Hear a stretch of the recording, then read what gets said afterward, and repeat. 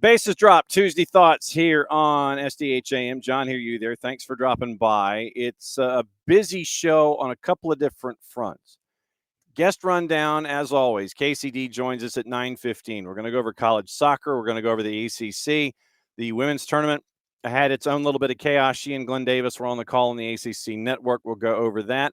We'll go over the NWSL, what happened in the opening round. If I remember correctly, somebody said last week, not me, somebody said Kansas City would not be playing for the final.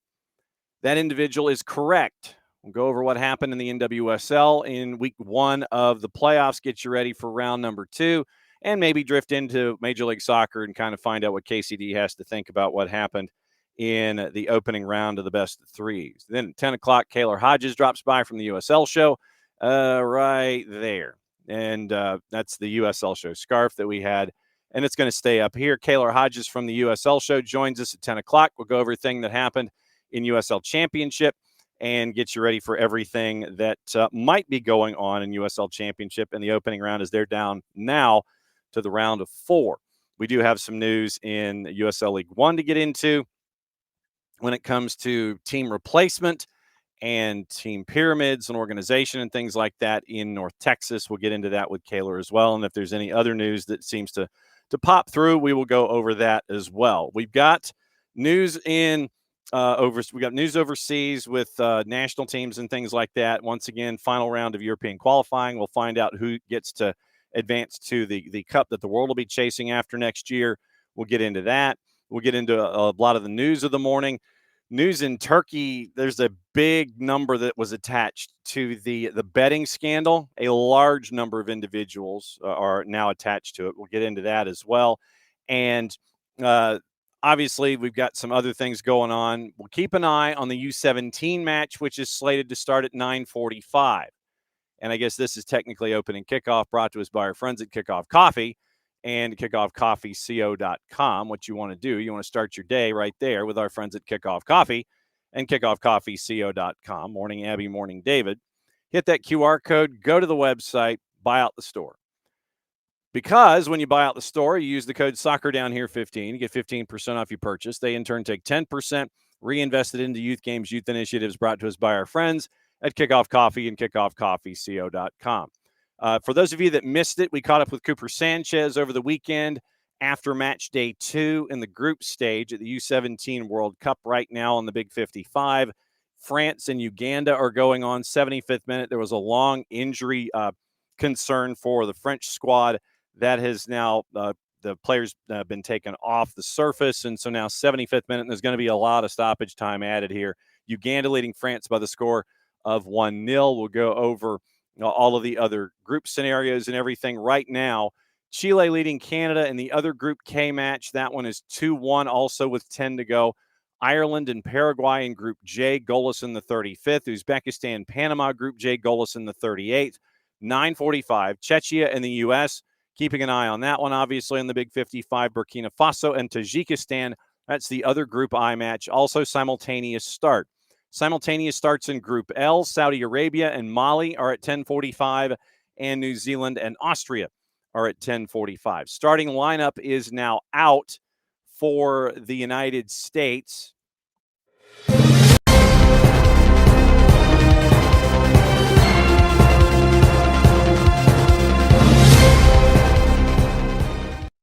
Cooper Sanchez gets the start for the United States. Your lineup: Aiden Stokes, Christopher Cupps, Kevin Sullivan, Jude Terry wearing the Jude Terry is there. Maximo Carrizo once again wearing the captain's armband. We know Carrizo from his time with NYCFC2. Jordan Griffin, Cooper Sanchez, Julian Hall, Jameer Johnson, Mateo Sekiris, and Enrique Martinez. That is your starting lineup for the United States. Going up against Czechia, once again, 9:45. We'll keep an eye on it, obviously, here on the Big 55. It's on FS2, Universo, and Peacock. So that's the rundown there with the U17s as they get ready for their final group stage match.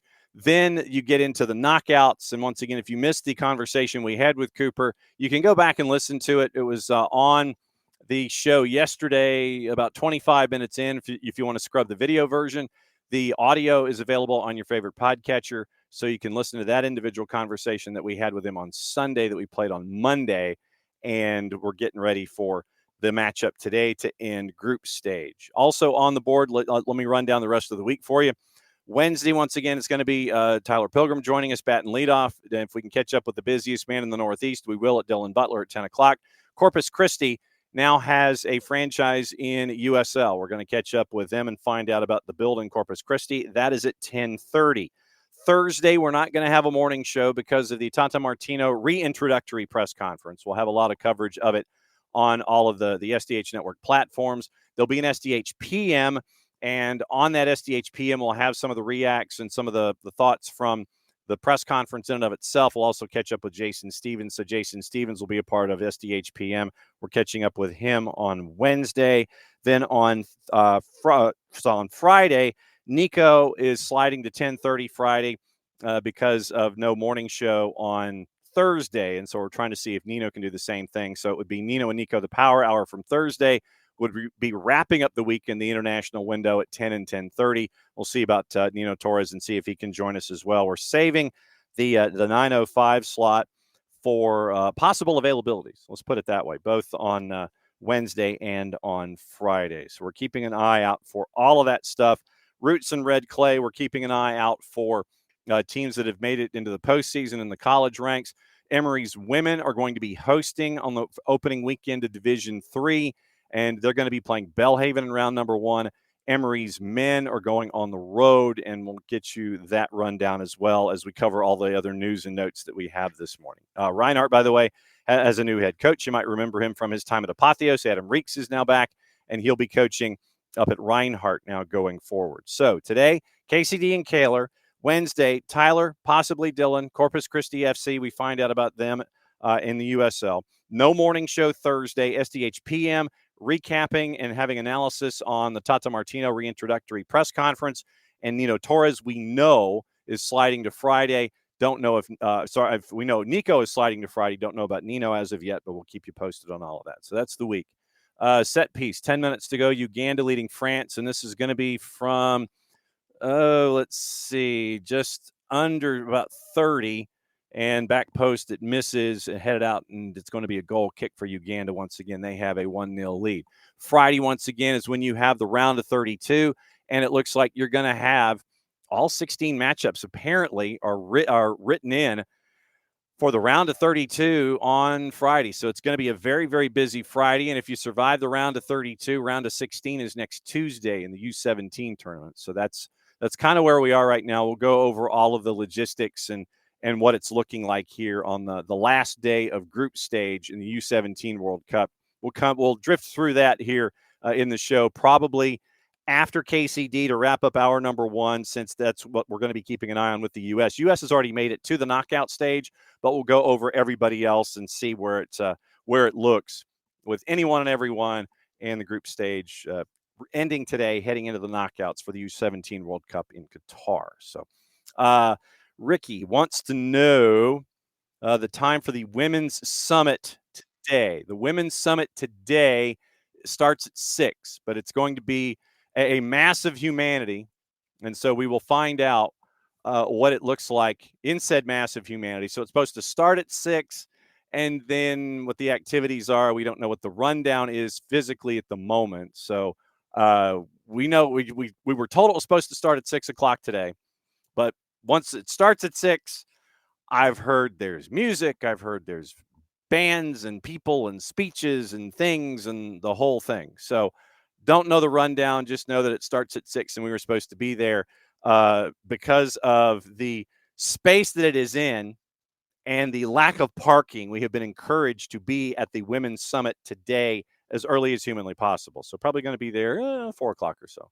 But we'll keep you posted on all the things. Keep an eye out on social media. We'll let you know what's going on. Okay. I did filibuster to 9:15. I'm right there. Good work by me. Okay.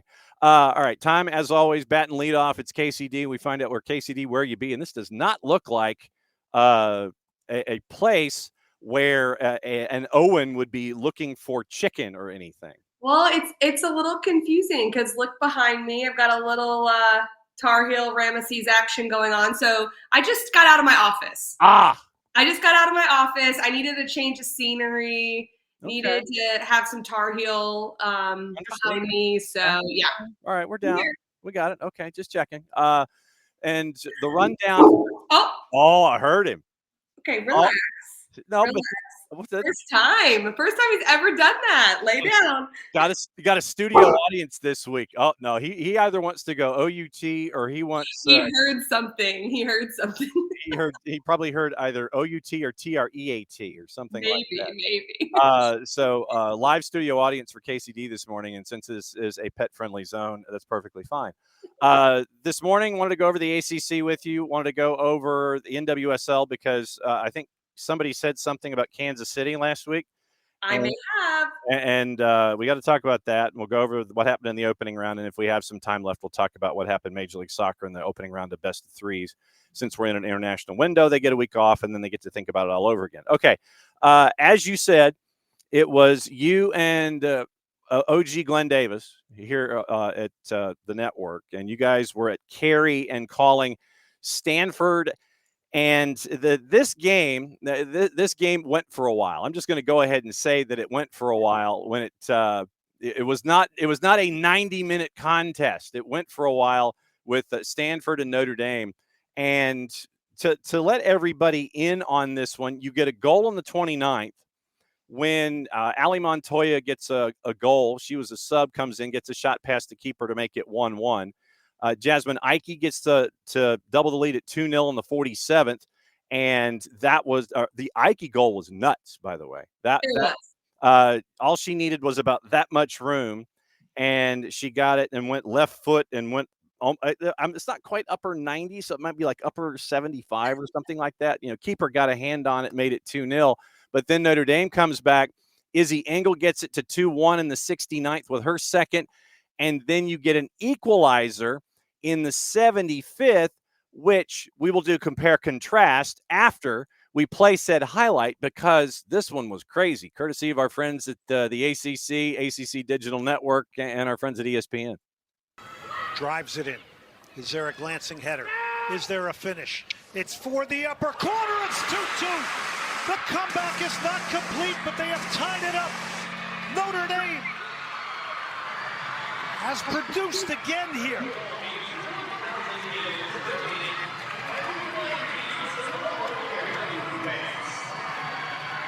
Well, Charlie Codd comes up incredibly pivotal in this moment. It's a great ball. It's hit on a rope. It's deflected out off Chuklu's head. But the organization at the back post is exactly what Codd is supposed to do. Make sure nothing bounces through. But she says, I'm going to do a little more than that. I'm going to get a strike on this right into the side netting to equal things up here in the second. Totally have wrestled now the momentum away from Stanford. Oh, look at that technique. Right as it hits the ground, Glenn. Great technique from Codd. For those that might not know this particular highlight and go back and research it, Charlie Codd picked it up on the short hop and put enough on it. And you don't really see it until you catch the replay and it slows down. That's how much attention to detail she had and how purely she got it off the ground on the short hop to give it enough momentum to go far post with it over the keeper.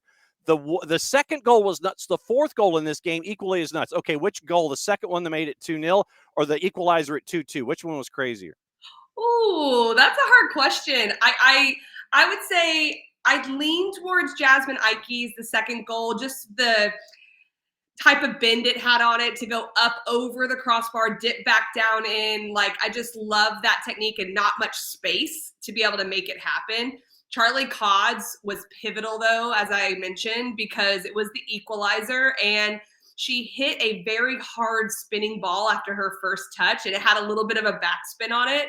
So both very good, but I would lean towards the left-footed one for sure. Yeah, well, I mean, when you're a lefty, you gravitate toward that left foot. That's I like that. I appreciate that as a lefty in this process. I'm not a lefty, but I'm giving you guys some credit. I mean, that's just how we roll. It's we're off center anyway, and so that's just that was made it 2-2. Then it goes for a while in PKs, and it ends up with a win after PKs. And what was it? The sixth frame? Did it went 6? Is that right? 5-4. It did. Okay. It did. And Charlotte Kohler had the winning penalty kick for Stanford, and she had the 2 goals in the semifinal as well. So had an incredible tournament, but stepped up really big in a pressure moment. And so you end up with Monday at 4, meaning yesterday. Last year, 9 ACC teams made the field. All 4 in the Women's College Cup represented the conference. And because of that information, 9 ACC teams are selected to the 2025 Soccer Championship. 3 number 1 seeds, 9 ACC teams in the 64-team bracket. Notre Dame, Stanford, Virginia all get ones, marking the first time since 2019 the ACC claimed 3 of the 4 top seeds. 5th straight year, the ACC has had multiple number 1 seeds. 8 of the 9 teams in the field earned top 8 seeds and hosting rights. Notre Dame at 14-1-3 gets their 31st appearance over the last 33 years. First ever appearance in the title match of 2025's Women's Soccer Championship. Izzy Engel, we've talked about her. Stanford, 16-1-2, gets their 34th appearance, second straight as an ACC member. Virginia, 12-3-4. Duke, 13-4-1. Florida State, Wake, Clemson at 7-5-5 after missing the postseason last year. North Carolina at 12-6. They are in as well. So 9 teams from the ACC. Sound about right? It does. Cal is the team that's left out. They were the potential 10th team.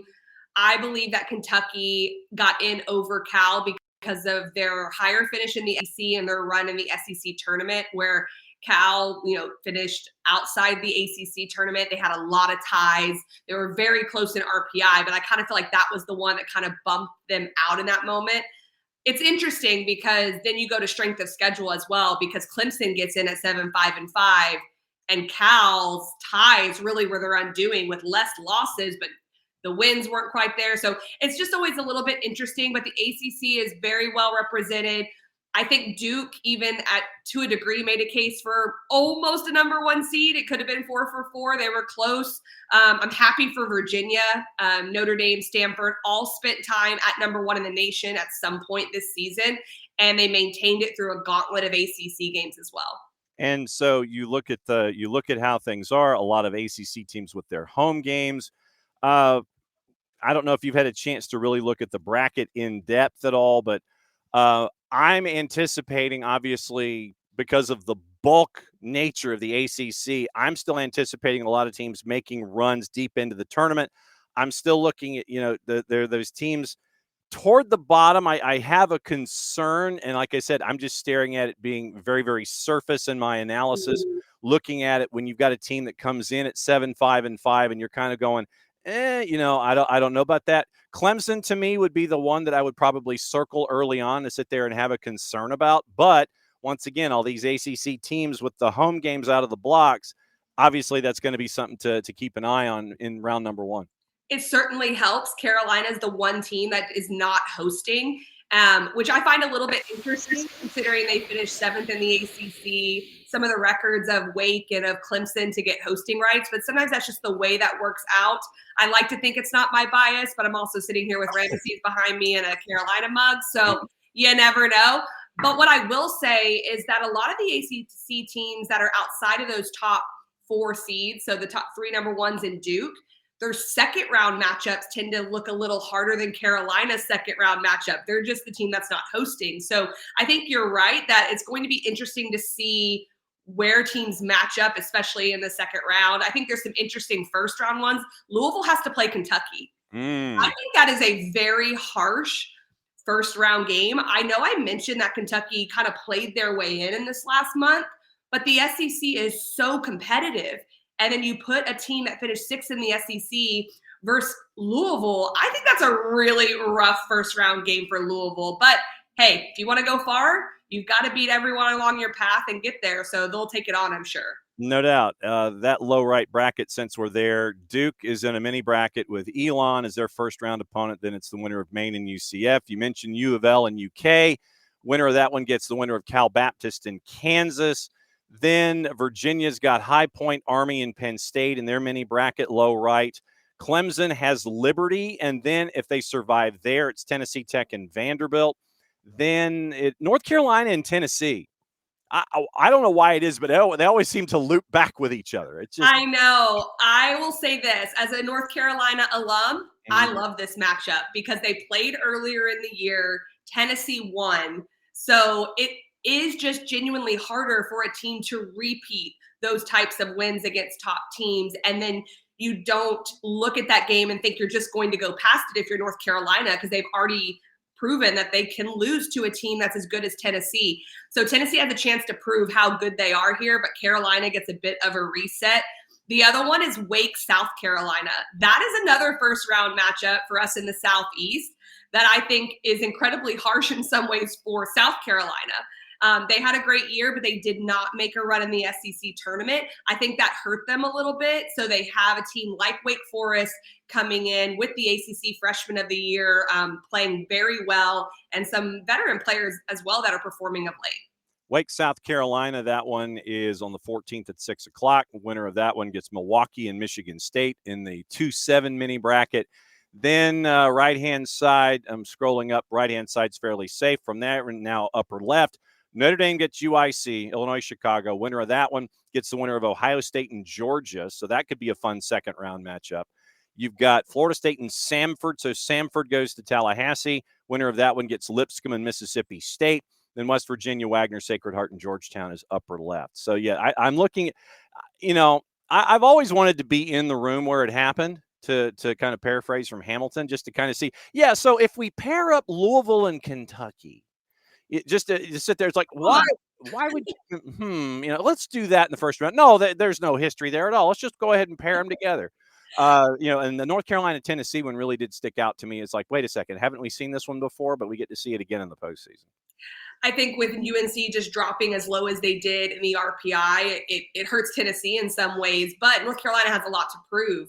They have 6 losses on the year, so they have not had the year that they would want to have. But with the Louisville, Kentucky thing, I think you also, and Wake, South Carolina, you're also looking at the regionalization of the tournament as well. And I know it's incredibly hard to be on that committee because you're looking at all the seeding, you're trying to understand the powers of the conferences, strength of schedule, and then you're looking at the regions as well. So it's an incredibly hard thing to put a 64-team bracket together. And I don't think that there were too many misses here, to be quite honest, especially with teams being out of the entire bracket. I think that it was relatively right this year. Okay. Hang on just a second. I'm taking care of a bot that decided to drift into it's like literally that's not allowed. No, it's not. And so we're sitting here and we're going, the list, I can't even spell solicitation yet this morning. So okay, that 23 characters, submit report, blocked and reported. And thanks to everybody else who has blocked and reported. Okay. All right, let's get into the NWSL. KCD, where she be? She be in her office and has a bit of a different backdrop this morning. And she also has a live studio audience. We're waiting for round number 2 from someone who wants a WALK. NWSL, when we talked last week, you were looking at the matchups and just in general, and you had mentioned that you didn't think that Kansas City would make it to the last game of the year. As it turns out, they did not. And it was a 2-1 extra time win by Gotham in Kansas City. So Kansas City, with all the things that we've talked about, Kansas City this, Kansas City that, they've been absolutely incredible. They are out the door and they get to watch like the rest of us. That to me was an absolute stunner. And the fact that you end up with the goal as late as you did in that one at 120+1 from Stengel after the equalizer at 90+6 from Wheeler. Jaden Shaw scores at 68. Wheeler scores at 90+6. Stengel scores at 120+1. Gotham's moving on. Kansas City staying at home. That was a stunner to me. The fact that I felt that Kansas City Current could fall in the playoffs after the year they have doesn't necessarily speak to Kansas City not being able to do it. It more speaks to the parity in the league and how tight the margins are. So when you give teams, players, staffs a clean slate, it's like this renewed life that comes back into you as a player, that it's one game and we go after it. Then you see that Gotham drops to 8th. Gotham plays with a chip on their shoulder. I think more than any team in the league, they have that little bit of an edge. And it's epitomized by a player like a Jalen Howland midfield, who's a Florida State Seminole. She is a disruptor. She covers ground. She plays with this intensity and passion, and it's infectious. And so I just felt like this matchup was set up for a bit of disaster for the Current. And credit to them, they still figured a way to come back and tie it. They go all the way till seconds before penalty kicks. So it takes everything Gotham has to take them out. Yep. And each team obviously was missing players. Timo Schuwing and Michelle Cooper out for KC. And Esther Gonzalez, who was wearing a big puffy coat on the sidelines, was out for Gotham. But Gotham moves on, and Kansas City stays at home. And the other matchups, it was, you had Racing Louisville putting up a fight. And they did a tremendous for their first ever appearance in the postseason. Washington wins in PKs 3-1 to advance there. The other Sunday match, once again, Portland over San Diego. That one goes in extra time. Portland gets the win there. They continue their history of runs in the NWSL playoffs. 90 minutes, nothing happened. Then you end up with free football, and you end up with opening minutes of extra time. Olivia Moultrie, who recently signed a long-term deal. She's going to be staying, I think it's through 29, if I remember correctly. Sends a cross in. Rylan Turner gets her head on it, puts it past Kaylin Sheridan. Thorns get the lead. Cascarino, Dolly, and Maroney couldn't get things going. Portland midfield with Sam Coffey gets it rolling there. And so San Diego out. Portland forward. Once again, it's one of those that after 90 minutes, you just kind of have to hang on to the seat and make sure that your seatbelt's fastened for what's going to happen after that. And for those that aren't aware, the 4 teams left are the last 4 NWSL champions. Oh. So from the last 4 consecutive years, which is pretty exciting. You're right, though. Washington didn't have Trinity Rodman. She was on the bench, but I don't know if they ever had any plans of putting her into that game because it took it all the way to penalty kick. She wasn't involved. So they were also missing a player, figured it out against a good Racing Louisville team. San Diego was the one team I thought might be able to win besides Gotham. I expected Orlando. I expected Washington. San Diego just couldn't quite handle Portland. And I tell you what, Portland figures it out. And a big part of that is Olivia Moultrie and just her coming into a great part of her career. I don't even know if I can even say she's in her prime because she's still so young. No. And I remember seeing her at 12, 13 years old playing up on youth national teams and just thinking this player has a future. And I probably even understated it a little bit, knowing what she's done and how quickly that she has done it and adapted and has become a player that the Portland Thorns rely on. Orlando beat Seattle 2-0 in the other one. So Orlando moves on, Spirit move on, Gotham move on, Thorns move on. And so that sets up the Final Four with the last 4 champions in this one. And so Washington and Portland, noon Saturday kick ahead of all of the other college football, FOOTBALL. And that's at Audi Field. I don't know if they're going to have the cup snakes in the end zones at Audi with Spirit in Portland, Orlando and Gotham, and this one is in Central Florida. When you look at these 2 matchups, I know you could pretty much just take a blanket and sit there and just go over all 4 of them, but when you look at these 2 matchups, what sticks out? Well, all 4 in their own right could advance to the championship, I will say that. Yeah. For me, I believe Gotham and Washington come out unscathed on these. I just think that Gotham is one of those teams that when they get on a roll, they get going, but certainly not to count out the Orlando Pride or Portland Thorns in any way, shape, or form. But I just Maybe it's because I just think that would be such a crazy matchup in the championship. I think it would be chippy. I think it'd be a lot of end to end. So that kind of excites me. One thing I do need to say that I didn't reference with Orlando, Luana got her first goal after 18 months of battling Hodgkin's lymphoma for the Orlando Pride. I'm not crying. You're crying when I was watching that. But I thought it was unbelievable. Mike Watts had an amazing call. I think he said something along the lines of Marta ran 100 yards so Luana could score from 12. And she drew the penalty kick. Just amazing stuff to watch. So not only just all of this soccer in and of itself that is fun to watch in the NWSL, but moments like that just on the human level are pretty incredible. I mean, Marta is what? I mean, obviously she's a massive veteran, but I don't know when her engine quits. I really don't. She is very close to my age. She's only a little younger than me. And we played against each other a lot throughout the years, over in Sweden for a couple years and in the WPS. And I'm going to be honest with you, I don't know how she's still out running people. It's pretty unbelievable. I think she has that, obviously has the physical capabilities, but she has that determined spirit as well, and just the fighter in her. And it's pretty incredible to watch. Yeah. According to the DOB that is given by the league, she's 39. Okay. Not much younger. Well, but what I'm saying is, you know, there are some places where you'll sit there and it's like, yes, here's the you know, the birth certificate, wink wink, you know. And it's 39 is what she's listed at, but the fact that she still has this motor that she has at 39 is insane to me.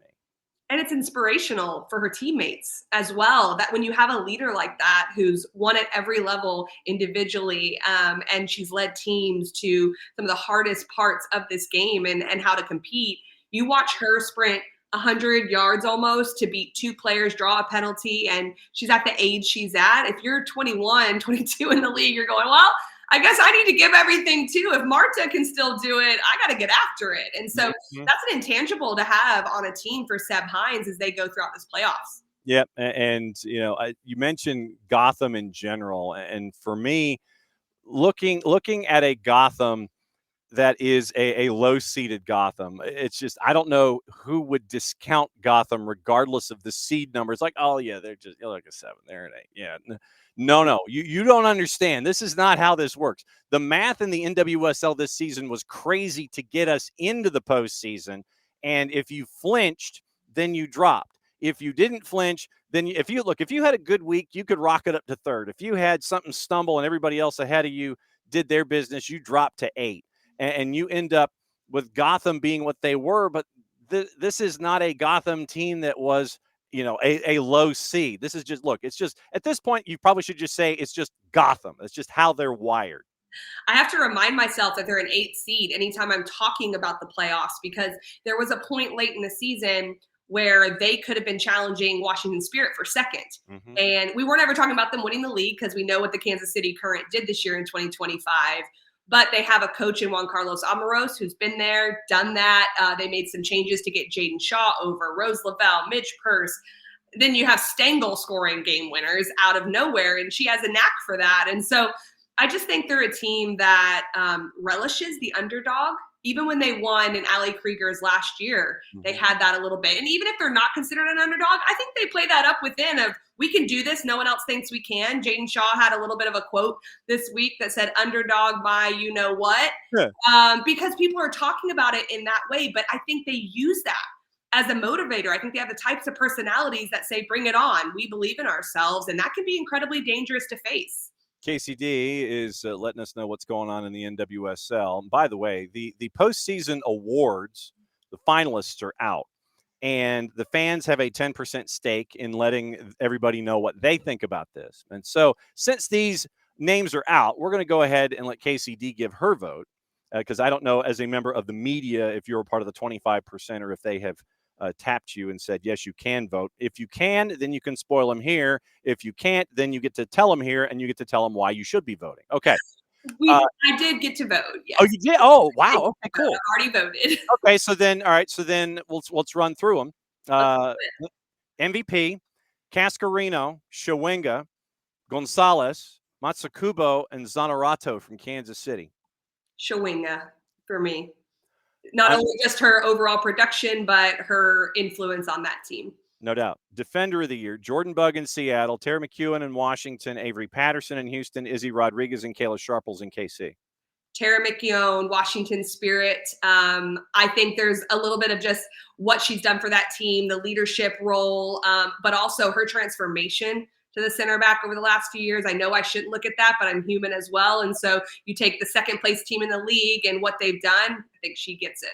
Keeper of the year, Ann-Katrin Berger, Claudia Dickey in Seattle, or Lorena in Kansas City. Lorena, goals against. It's just incredible what Kansas City did, and she was a big part of it. Ridiculous. Midfielder of the year, Kenza Dali in San Diego, Dabinia and Claire Hutton in Kansas City, Matsukubo in North Carolina, Olivia Moultrie in Portland. Did we miss one? Was there a Dabinia in there?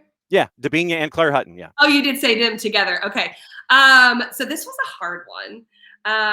I was between Manaka and Dabinia on this, and I went with Dabinia. The only separator for me was Kansas City. I just felt she led her team, and so we had to give her the nod on that. All right, Rookie of the Year was down to 3. Maddie Darling in Seattle, Lily Real in Gotham, Riley Tiernan in Los Angeles. Maddie Darling, baby. The reason is Riley Tiernan had more goals. Maddie Darlene had game-winning goals, and Seattle gets into the playoffs. She had some really big goals in the year. She also contributed on the assist side as well. She was really the full offense for Seattle in a lot of ways in big moments. All right, Coach of the Year, Vlatko, Adrian Gonzalez in Washington, or Bev Yanez in Racing Louisville. While I love what Racing Louisville did, and it was the first year, you've got to go with Vlatko. What he did this year was absolutely amazing. How do you do that and not win Coach of the Year? What do you have to do to win Coach of the Year if you have the season they did and not give it to him? All right. Obviously, we got the semifinals this week in the NWSL. So we'll keep an eye on that. We'll talk about that coming back again next week, plus all the college stuff. Before you get out of here, yes, we had 5 games 3. I guess it's like Poets Laureate and Mothers-in-Law. It's like games 3. It's not game 3s. Right. So we had 5 games 3 in the opening round of the MLS playoffs. They're in an international window now, so they get to catch their breath a little bit unless they're trying to qualify for their country. And it was a battle of the extremes. Either it was blowout city, like we saw with Messi and friends taking care of Nashville, like we saw with San Diego taking care of Portland, and like we saw with NYC taking care of business against Charlotte, or it was a nail-biter where you're going into PKs and you're having goalie against goalie like you had with Minnesota and Seattle. And, then you have a lot of just the closeness. It was either one or the other in the opening games 3 with those last 5 on the board. What stuck out from you? Oh my gosh. It was so entertaining watching these games. I think the one thing that really stuck out for me, and I think it's because I covered them quite a few times this year, was the New York City Charlotte matchup. Mm-hmm. I know what New York City can do, and I love Pascal Janssen and what he's done with that team. But to go into Charlotte twice and win, I thought was almost the impossible. And so for New York City to come out of that round of 3 series is pretty unbelievable. I thought Columbus had a chance too. I'm not going to lie, that last game. And I never put it by Wilfred Nancy. I think he's an incredible coach to be able to pull that off. But credit to Cincinnati for being able to withstand it. So do you think Nancy goes to Celtic? Ooh, I don't know. I hope he stays in the league. I really like him, but that would be a hard one to turn down. Yeah, the printed reports, and take them for whatever salt shaker you have in your kitchen, has Nancy as like one of the leaders in the clubhouse to take over the Celtic gig. So we are definitely keeping an eye on that. All right, what's next 7 days looking like for you? I have no games to call until the College Cup. So I've got a little bit of some off time right now, going to visit some family this weekend. I'm going out to LA. So I am very excited to recharge a little bit and then watch a lot of games, just be a fan. No doubt. And we'll talk about it again next Tuesday. So on Monday, sit there and go, this is what I watched. So we'll talk about it then. Exactly. That's why I could be more of an alum and a fan today, bringing out my UNC stuff. I'm not calling any games. doing nothing till the College Cup. Yeah. This whole alumni thing. I don't know. You and Ramses and the mug and the art and everything. Thanks for dropping by. You always do bet and lead off on Tuesdays. Go take somebody into the kitchen because I know he wants a TREAT or he wants to go for another WALK. Will do. Thanks so much. All right, there goes Kacey D, and it's always great to catch up with her. And after Owen's first salvo of saying that he was there, he kind of chilled out a little bit. But no, it's always good to catch up with Kacey D and find out what's going on there. All right, so getting ready. It is the United States and Czechia. They are getting ready for their matchup. It is now on FS2. Obviously, we'll be keeping an eye on that matchup. Once again, it's 4-3-3, 4-2-3-1, however you want to phrase it. Stokes, Sanchez, Griffin, Cups, Martinez, Sakiris, Jude Terry, Kevin Sullivan is stirring the drink. Maxi Carrizo on the left wing is wearing the captain's armband. Jameer Johnson, striker up top. Julian Hall is on right wing. Once again, your bench, Court Camp and Lodmel are your keepers. Gio Villa is there. Pedro Guimaraes is on a yellow card, and the rest of the bench is available that way for the United States. So obviously we're going to keep an eye on that on the Big 55 on the left-hand side, and if we have anything to report, we will continue to report it as well. And so Uganda with the win, by the way. We were discussing Uganda and France. Uganda's win earns a spot in the knockouts. France gets in as well. First time ever at a FIFA competition for Uganda, and they got out of the group. So good work by Uganda in the U17s. They get out of the group stage, and they get to go into the knockouts. So we know that they are in, and obviously we know the U.S. is in. We just don't know the rest of the group, but we'll keep an eye on the rest of that action in the U17s as we go here this morning. And then once again, recommending if you have a chance to find it, then go and watch the remainder of the match. It's on Peacock, FS2, and Universo. So you can watch it in any one of three different ways. And that one is now once again underway. Last day, group stage, Group I. Burkina Faso, Tajikistan is the other matchup in the group currently going on. Chile beat Canada 2-1 in Group K. So Chile wins their last matchup. Uganda wins their last matchup. Ireland and Paraguay are goalless in the 57th in Group J. Uzbekistan and Panama. Uzbekistan leads that one 2-0, and that one is in the 55th minute. Once again, simultaneous start. Czechia, U.S., Burkina Faso, Tajikistan, 10:45. It's Group Stage L, Group L last match day. Saudi Arabia, Mali, and New Zealand and Austria. And once again, as we go this morning, we get toward the end of the show. We'll kind of break down where everything is and what to keep an eye on when it comes to advancing and points and all those kinds of things. We didn't have SOT last night. It's going to be tomorrow night at 8 o'clock, and we'll go over European qualifiers. We'll probably go over the U17s. We'll have all of that discussion. So tomorrow night at 8, soccer over there in the international window. So tomorrow night, 8 o'clock, SOT will be on the network there as we go. So that's the early rundown of what we know with what is up in the U17. So, okay, sure, why not? We'll go ahead and go here. Why not? And so this actually is about 20 minutes old, but it's still breaking news.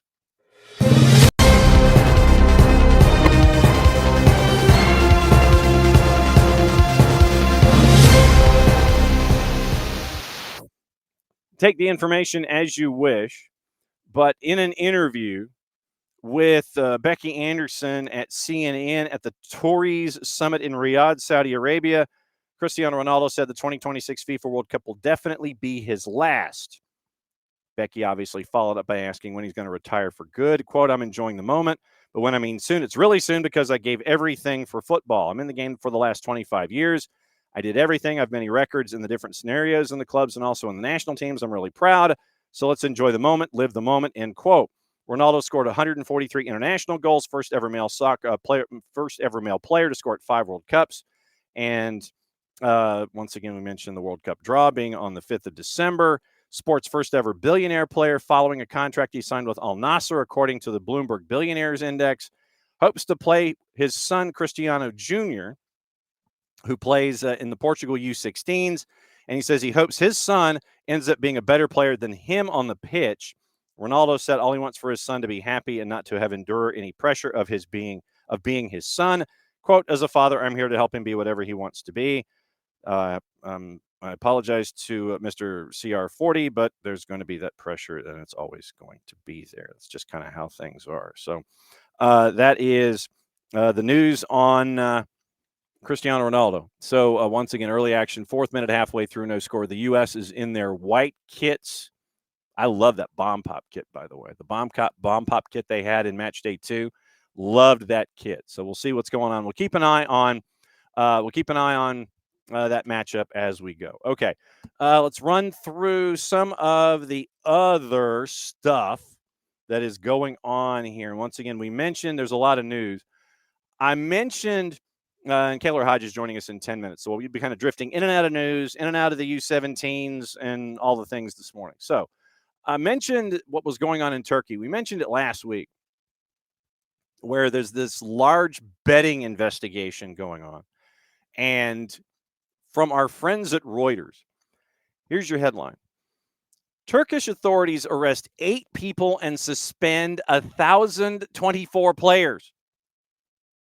1,024 players suspended in the betting investigation. The Eyüpspor chairman reportedly is among those arrested. 27 Super League players, have been suspended over alleged betting. Formally arrested 8, including a top-tier chairman, as a part of the investigation into alleged betting on football matches. The Turkish Football Federation suspended 149 refs and ARs earlier this month, and this was the first time that we caught up with this story, after the investigation found officials working in the leagues were betting on football matches, and one dude had like 10,000 bets or something, and it's like he was betting prop. So Turkey's state-owned Anadolu news agency reported a court had ruled to arrest the Eyüpspor chairman Murat Özkaya and 7 others as a part of the investigation. Eyüpspor, who play in the top tier, were not immediately available for comment.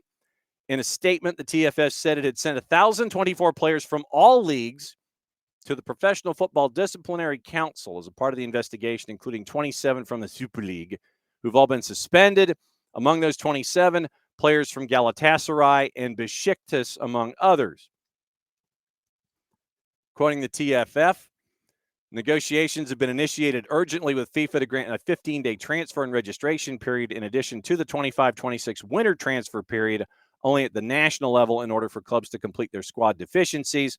Also said matches in the 2nd and 3rd tier leagues were suspended for 2 weeks, while local media said the TFF board would hold an extraordinary meeting. Yeah, this is going to be extraordinary. 2:00 GMT on Tuesday. So that would have been, it's going on right now. So FIFA did not immediately respond to Reuters' request for comment, TFF's request for or on the investigation or on the request for the 15-day transfer window. TFF President Ibrahim Haciosmanoglu, Haciosmanoglu, Haciosmanoglu, described the situation as a moral crisis in Turkish football, in quotation marks.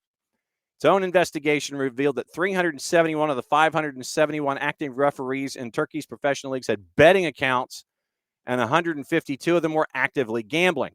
This was the ref I was telling you about. One ref had placed bets 18,227 times. 42 refs had bet on more than 1,000 football matches each. Others were found to have bet only once. How do you place 18,000 bets? How do you place 18,227 bets? It's got to be literally prop, division, prop. You're going down. It's like 90, whatever the number that you could possibly have, maxing out all of the rivalry games or something in the top tier. 18,227 bets. How do you do that? I'm lucky if I get one. I'm lucky if I get one, but I don't bet anyway.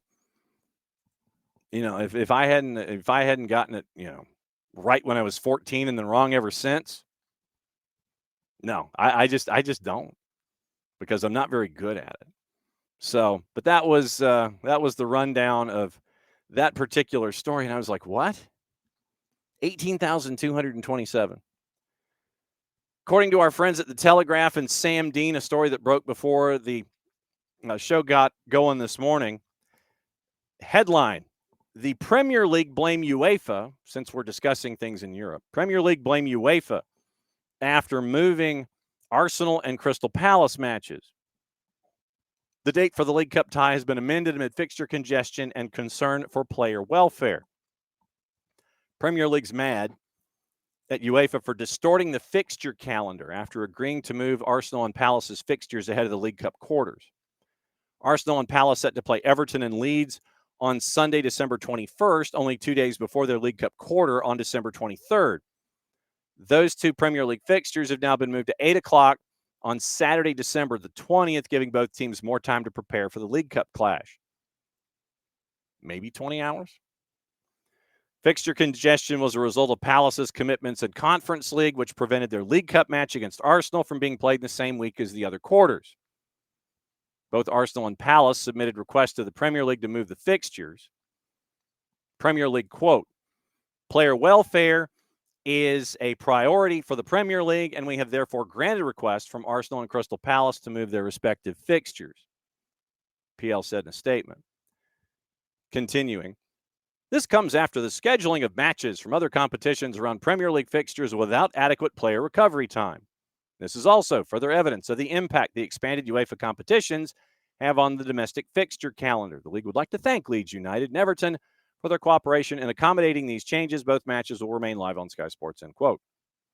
Palace now has only 48 hours between their Conference League match against KUPS on the 18th and their trip to Leeds on the 20th. Mikel Arteta said earlier this month it would not have made any sense for the League Cup match to be played 2 days after a Premier League fixture.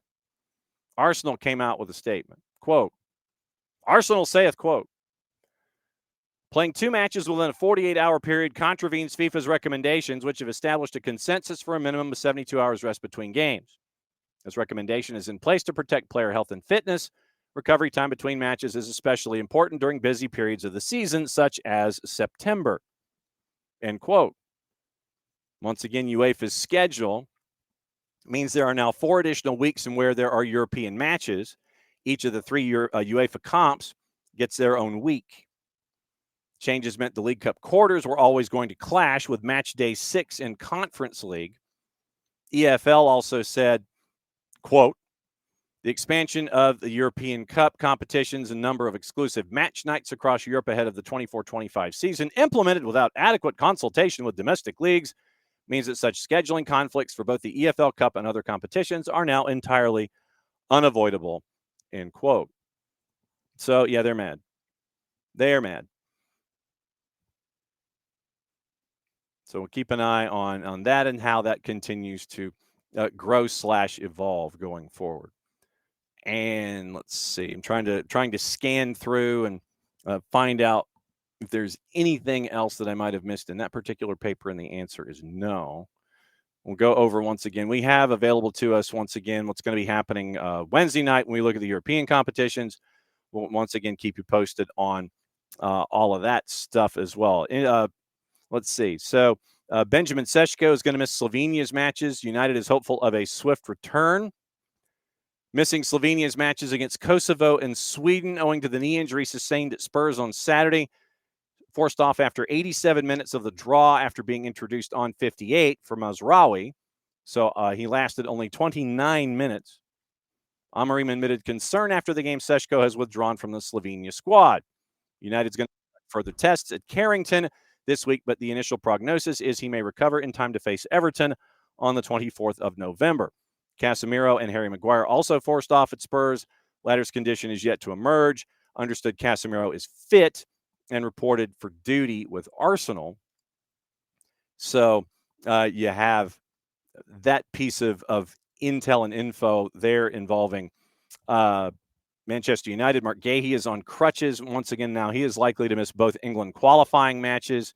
So we'll keep an eye on that. The Slovenia manager, by the way, he is not happy. Matjaž Kek is the gentleman's name. Ian Whittle with a story at the Times. He says the national team deserves maximum respect from everybody and that United had not been in touch over the forward's knee injury in the Spurs game. So Seško, once again, at the center of the club versus country disagreement. Keck claimed he had been kept in the dark. Preparing his team for World Cup qualifiers against Kosovo and Sweden, has also demanded Slovenia be shown maximum respect as his team seek their first victory of the qualifying campaign. He's been in constant dialogue with the player, Seško. Keck and Seško have been going back and forth.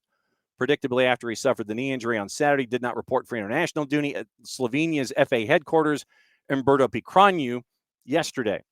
United confirmed their player will remain at Carrington to be further assessed, although they remain confident that Seško has not suffered a major injury.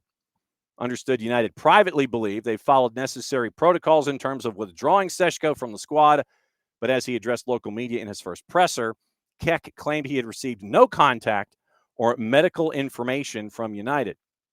Keck, quoting Keck, with all due respect to a great club like Manchester United, we've officially not received anything yet. No papers, no documents. We'd certainly like to get them. We want our medical team to also take a look at it. Our doctor is an expert in this field. We don't just have anyone in this position. I cannot comment, of course. I have certain information, and I'm also in contact with Benny. I can't say anything because officially we don't know anything at all. United haven't contacted anyone from our camp. Of course, I am concerned about the player. The only thing that matters to me is his well-being. We are prepared to do everything for that. We've never sent anyone on the field if there was the slightest risk. Keck continues. The national team is something very special. I expect maximum respect from everyone. Slovenia deserves that, even if on the other side there is a powerhouse like England and something as extraordinary as the Premier League. After all, it has been quite some time since England defeated Slovenia, and that in itself says something about us. National Fed revealed it finally received all the relevant medical documentation yesterday afternoon local time and had accepted United's diagnosis. Seško's fellow forward Andras Sporar is hoping that the injury doesn't prove serious. Latest frustration for Seško, who, as Ruben Amorim admitted on Friday, has been struggling to adapt to life in the Prem after coming from RB Leipzig on a transfer of just under £74 million. 2 goals in 16 appearances for club and country. Lisandro Martinez is going to join the Argentina squad in training in Europe this week, but will not play any matches. Hasn't played for United since February because of a knee injury. That's it for hour number 1. So that means at hour number 2, we get to check on what's going on in the USL, and we're also checking a review off a corner, and they're checking a handball, it looks like, inside the 18 on the United States, and it looks like it should not be a handball because it's in the crook of the arm right here. So that's what we're staring at on the video review. They're calling it a VS review. Video system review, I guess. I would say that the contact was made here. So we will see what the VAR has for the U.S. as that is being reviewed inside the box. We're going to bring in Kaylor after we get the VS review instead of the VAR. So we have a whistle, we have the monitor, and the explanation to both coaches, and I'm not going to run the audio because that might get us in trouble. And it looks like in the 17th minute, doesn't look like the Czech coach is happy. We're going to do it again. I don't know. Who knows? Let's bring in Kaylor. All right. So Kaylor was playing with cables and things. He was trying to make sure that everything was fine. So the VS review, as they're calling it, video system review, no penalty inside the 18. So we're still goalless. US and Czechia in the late 17th minute. There we go. Hi, Kaylor. Hey. Oh, man. Yeah, so we're watching the U17s, which you have a vested interest in as well, in the state of Alabama. Yep. And so right now the U.S. and Czechia are goalless, 18th minute, last day of the group stage in Qatar, the U17 World Cup. Reason that we bring you on this time of year every week is to break down everything in USL Championship now that we have had yet another round of the postseason competition. And I guess we should start with Rhode Island, because it seems like every single postseason that we've had Rhode Island just continues to win and work their way forward to the last match of the year. This year, once again, no different. Yeah, I mean, this year they're doing it in a way we didn't really see last year, which was just being rock solid defensively. This year, they just really shored up the back line. There's a reason why Coque Vegas finished second in Golden Glove, right? That back line has just been rock solid all year. Whereas the scoring wouldn't come him. Well, when you get a guy like who has goal scoring pedigree, but has not quite found the right footing out of Rhode Island after 2 years, you can still see why they bring a guy like him in. He's able to get a goal off of a header, and the second goal is a bit fortuitous where Simla is just telling everybody to get up, plays it short. I couldn't really tell from the replays if it was a bad pass or if the center back just didn't receive it well. I'm not sure which one it was. Either way, it finds it to the foot of Albert Dikwa once again, slots it to the near post from about 45 yards away. Rhode Island looks like a team who can really ride a defense into a final. The only issue is they're playing Pittsburgh, the team known to do that. Mm-hmm.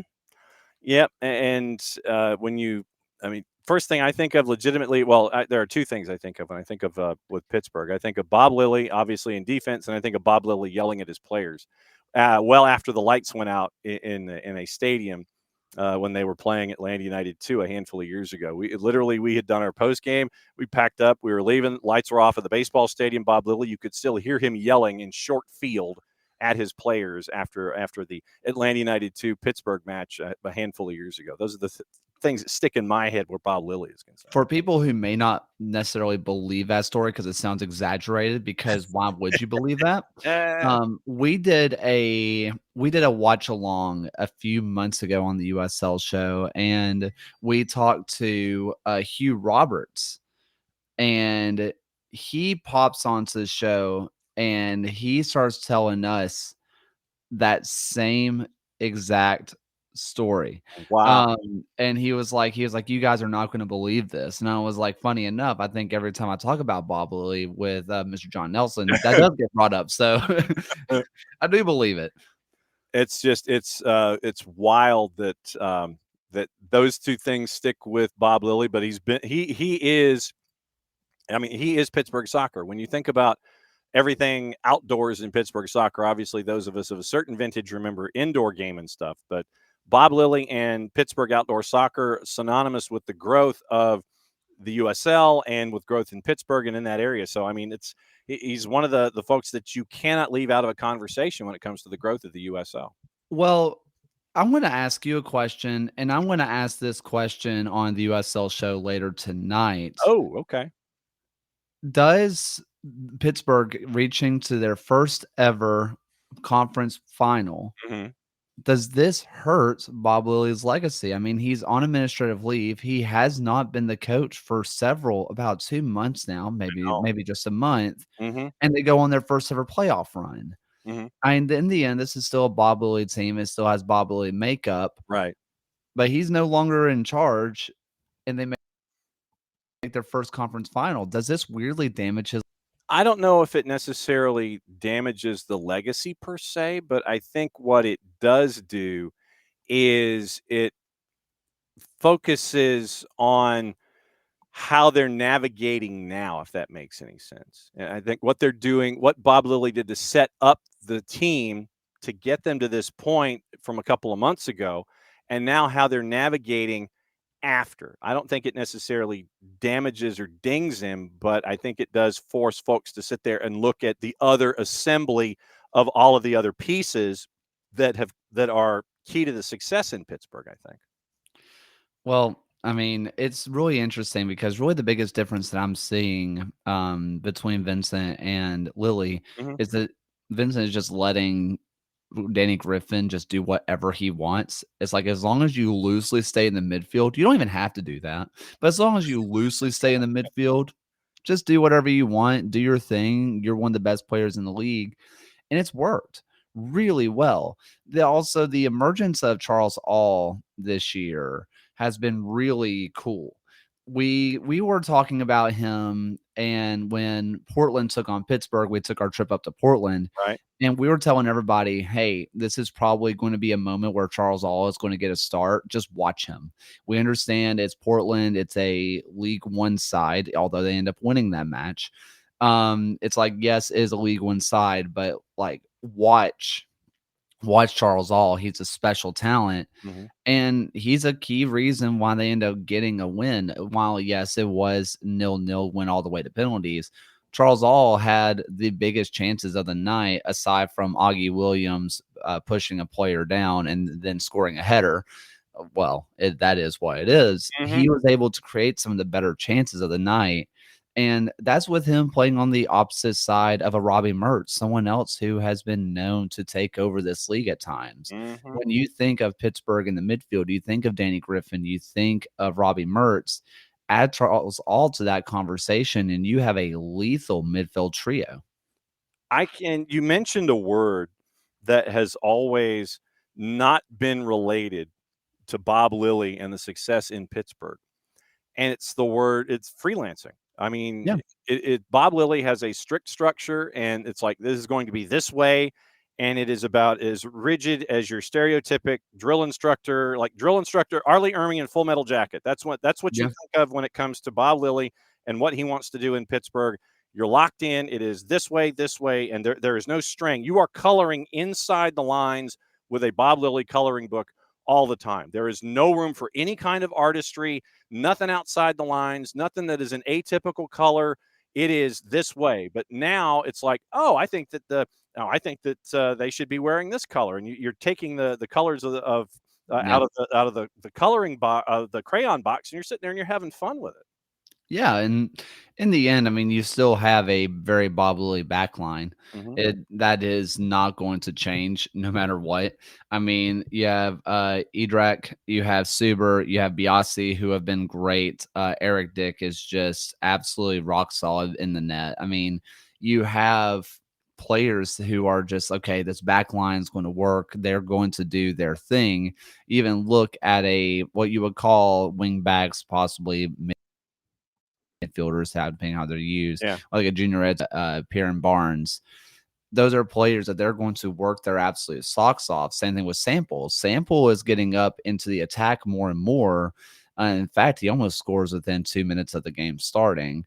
But he is going to be defensively better than almost anybody else in the midfield that you're going to see in the playoffs, maybe barring someone like a Pierre for Tulsa, which, depending on how they want to play him, either as a center back or as a defensive midfielder, you're not going to see many other players who are going to be that solid in that kind of situation. So it's going to be really interesting to see how they go, especially against a Rhode Island team who they have a Zach Harivo, who can do the same thing, very similar in that sense. But are they going to stick with someone like a Sanchez, who's going to be on that left wing back, who played really well versus North Carolina? Or are they going to bring back Quizera, who got a red card versus Charleston? Are they going to bring him back into the fray? If I'm being honest with myself, if Connor Smith is bold, Sanchez, I think I liked more what I saw out of Rhode Island with Sanchez. But how do you drop someone like a Quizera from the team? I think the safe choice for Cano is to go with Quizera, because if it doesn't go well, he won't have to face the media on that, basically. Mhm. But I think if he's making the right choice, in my opinion, I think he goes with a Sanchez. And then you're seeing how will this with a Sanchez, a Fuson, players like a Holstad, who's going to be able to play out wide but tuck inside and is willing to have a shot from anywhere. This is a really fascinating match for, I think, everybody involved, because I don't know if Pittsburgh has what it takes to get a goal from the run of play. Yeah. Augie Williams is one of the best strikers to ever play in this league. There's no doubt about that. But for some reason, the finishing boots have just not been there all year long. Rhode Island has been more than happy to grind out 120 minutes and go to penalties. Mhm. They have been more than happy to do that. They trust who they have in Coque Vegas in net in these situations. But so does Pittsburgh with Eric Dick. Mhm. I think this is fascinating to see if both teams just want to grind out a 0-0, or are they going to go for it, especially Pittsburgh, who is looking to break Highmark's attendance record again and see how it goes. Eastern Conference. It is Rhode Island 2-0 winner over North Carolina FC. Let's put a bookmark here. We've talked about North Carolina FC and the story that is out, and now they're lying in wait for whatever the first division in USL is going to look like in 28. I have 11 gazillion questions about, not necessarily, but the first thing that I wanted to try to break things down with folks was the charter, where I think a lot of folks were surprised that they saw that North Carolina FC's, for lack of a better word, charter expires at the end of this year. To your knowledge, is it like an athletic scholarship where it is a 1-year renewable thing, or is it over a block of time that you have this quote unquote charter? Why is it expiring after this year? What's the setup in recognizing franchises in USL Championship? Genuinely, I really don't know. Okay. This one of those things that they're kind of, and for obvious reasons, they're pretty secretive about. I'm sure if I asked the right people, I could find out. Yeah. But to me, it feels like something they probably just pay into every year, or they block out time and say, we're going to be here during this time. Okay. But when you consider the fact that someone like a Memphis 901 sold their rights over to Santa Barbara, Right. probably means that it's not just a year over year thing, Okay. but it's probably not that hard to twist the USL's arm and say, oh, yep, go on, we're going to come back for another year. Like, okay, great. We have stability. Okay.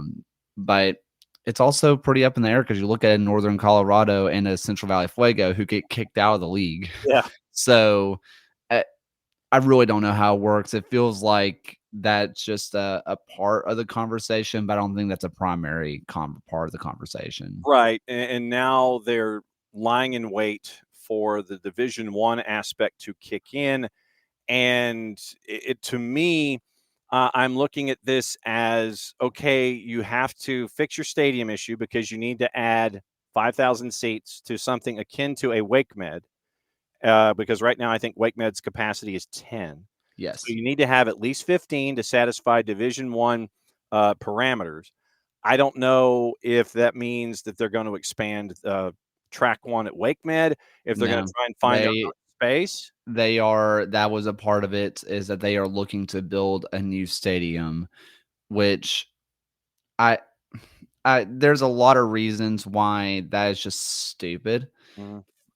First off, WakeMed has one of the best facilities that you're going to find in the USL. It's one of the better facilities in NWSL. They're willing to have TST there for a reason. Yeah. They are willing to have the NCAA tournament there every other year. They have the courage there for a reason. It is becoming a hotbed, and one of the cornerstones of US soccer is just that good of a facility. The other part of this is owner tries to sell the club because it wasn't financially viable for him. And now he's saying, actually, let's build a stadium. And yes, the obvious plan here is we're going to try to make Raleigh build a stadium for North Carolina FC. That feels like the obvious thing. Yeah. But how are you going to look at the city of Raleigh and say, no, we promise this will be financially viable for you to pay this off? Don't look at the fact that I just shut down shop for 2 years because it was not financially viable. Don't look at that. Just build us a stadium. It's Looney Tunes to me.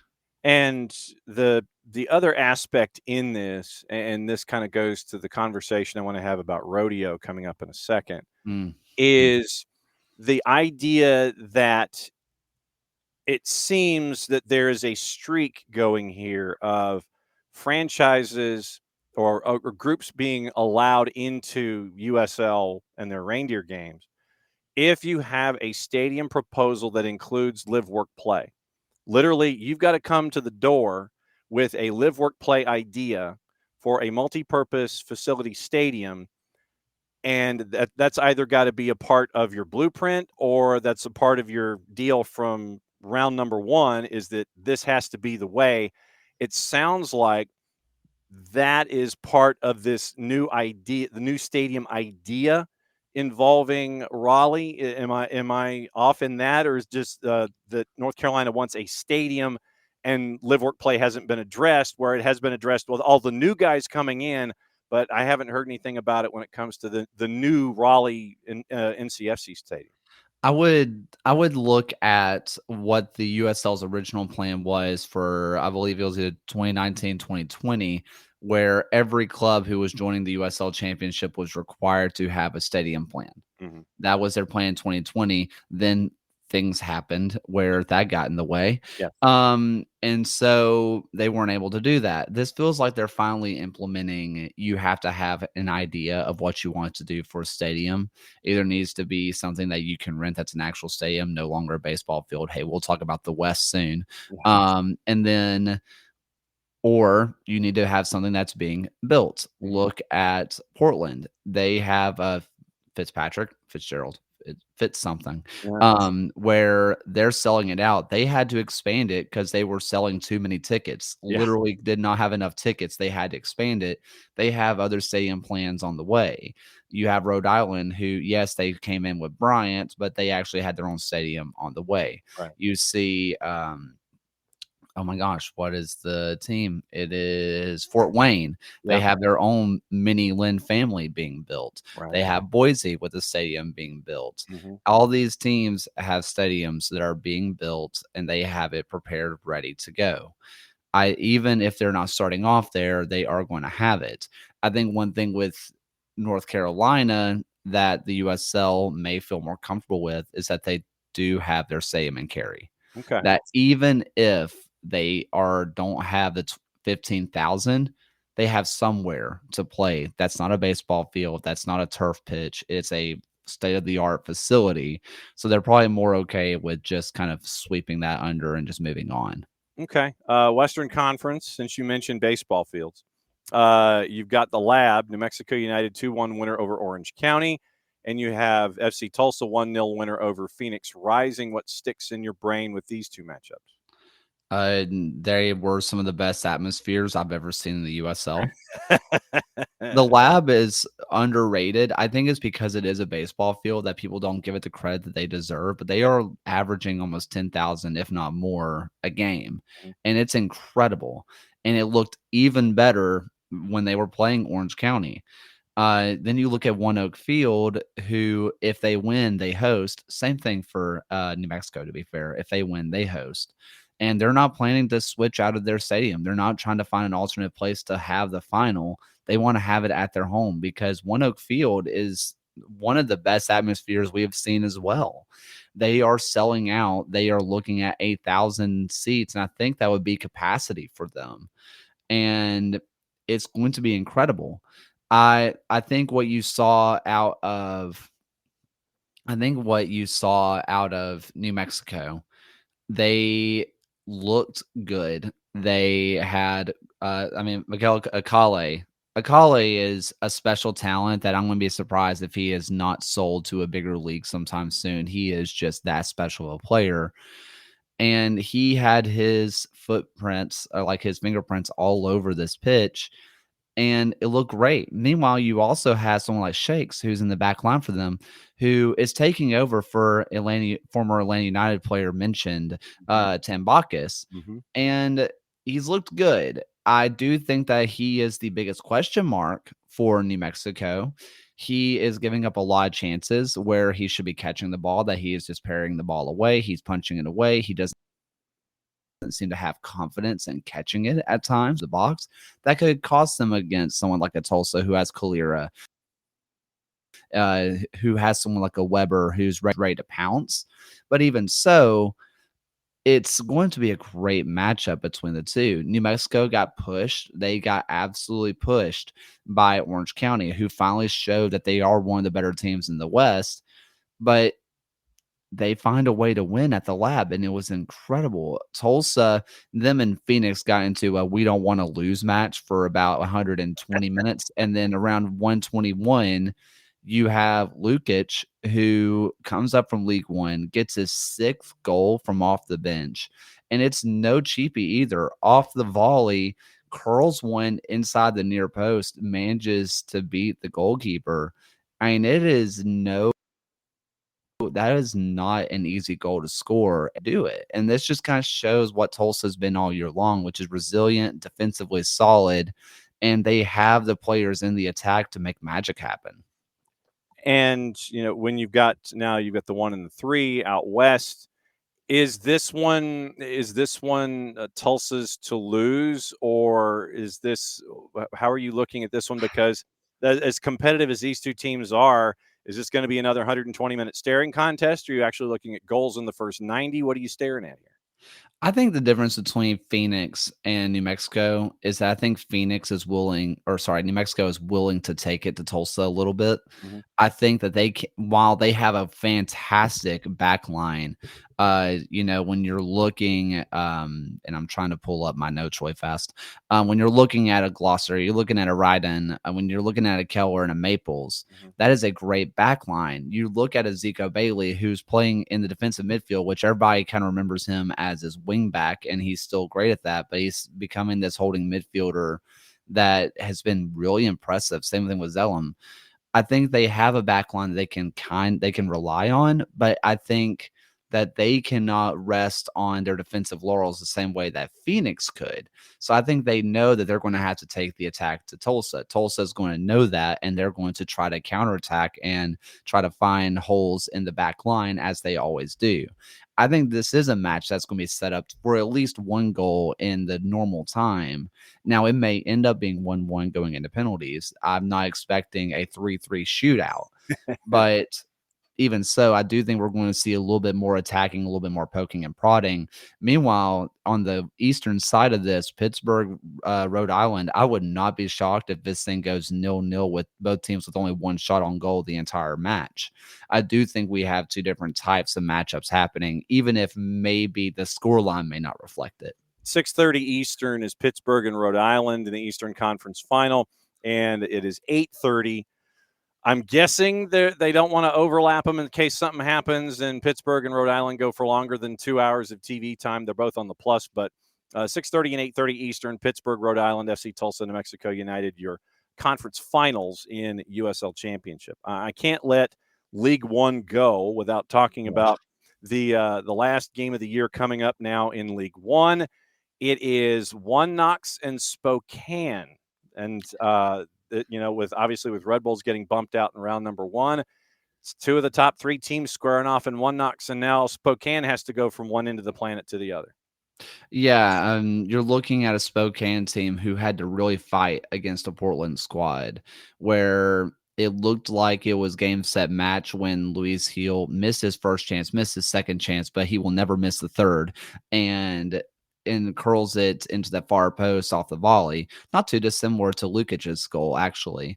And then Portland fights their way back. They find it 2-2. They go into penalties. Spokane prevails. Meanwhile, One Knox had to survive a little bit. Naples was a great counterpunch to One Knox. And One Knox probably feels a little lucky, and Naples feels very hard done by with one of the clearest handballs I've seen in a long time not get called. Mm-hmm. And so what could be possibly 1-0 for Naples, or even 1-1 if you want to say Tequila's goal still stands.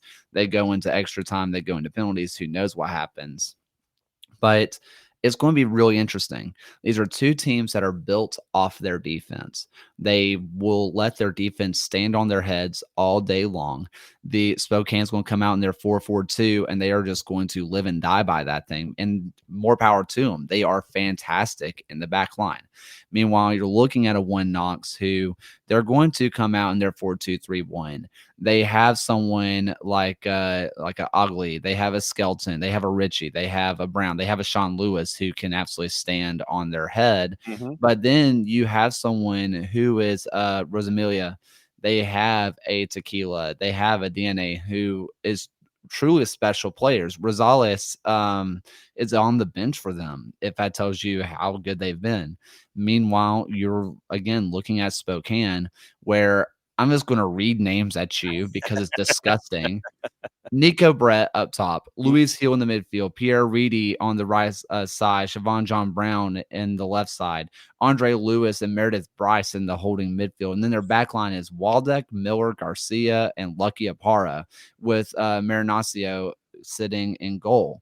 They have an embarrassment of riches. Neil Vinyals is on the bench for them. Jack Denton on the bench for them. They have an embarrassment of riches, but One Knox has never lost at home. Yep. They have never lost at this new stadium, and they're going to ride a home crowd pretty hard. I think this is going to be a fascinating match because I think Spokane is going to go at One Knox. I think that they know that 2 goals wins this thing. But there's a part of me that hopes that both teams just go at each other and we just get an absolute shootout for the final because it has the potential to do so. When I was looking at this match preseason, or we were looking at League One preseason, right, this is the final I wanted. These are 2 of the best teams. They looked like the best teams coming into the season on paper, and it's showing to be that the field sometimes is paper, right? And like they are showing that they are some of the best, and I'm excited. It is on Golasso Network on Sunday, 5:00 Eastern time from Covenant Health Park in Knoxville. One Knox Spokane Velocity, your League One final. One other piece of news that I wanted to discuss with you before we get out of here has to do with the ongoing Texoma saga. Mhm. And now it is, for those that may not know, Texoma was a part of the activity in USL League One. And then because of a couple of different factors, not happy with the stadium situation, and that being probably the biggest one, and just trying to find a home and get anchored there in Sherman, Ada, Ardmore, and Denison, they have dropped to League Two for next year. But the ownership group has now created a pathway where in a couple of seasons, it is now going to be Rodeo SC in Salina, which is the same basic footprint there in North Texas. And it's on the Texas side of the Oklahoma border. But now they're bringing in Rodeo in a couple of years. Is Texoma now going to League Two? When you and the other guys on the USL show were looking at this situation, what popped into your head with the addition of Rodeo and the self-demotion of Texoma? I That don't know. This was all kind of leaked where we saw that they were planning to move stadiums. They're going to say the Latin worded email that came out just as an Yes. email blast that didn't say anything. You and I both got that one. I mean, Yeah. I think you and I actually talked about it about 15 minutes after the email was sent, and you asked me, "Did you also get said Latin email?" Yes. Did you get this? Yes. And so this doesn't shock me. Mhm. I think that this is a metaphorical rake that the USL keeps stepping on, where they didn't vet this ownership group. They rushed them into the league, and now they got a year underneath their belts. One team drops down to League Two, which is fine. I mean, there's no issue with starting off in League Two. I mean, again, look at One Knox. It works. Yeah. But then you're a Sarasota as well. But instead of saying, hey, cut your teeth for a couple of years, figure out how to run a club, they just said, nah, you got money. Welcome.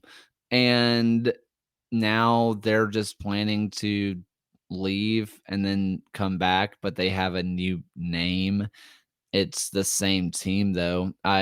If anything, I think it's cool that the U.S. Soccer has expanded to having Phoenix clubs for the first time ever. Like, welcome to the big leagues, guys.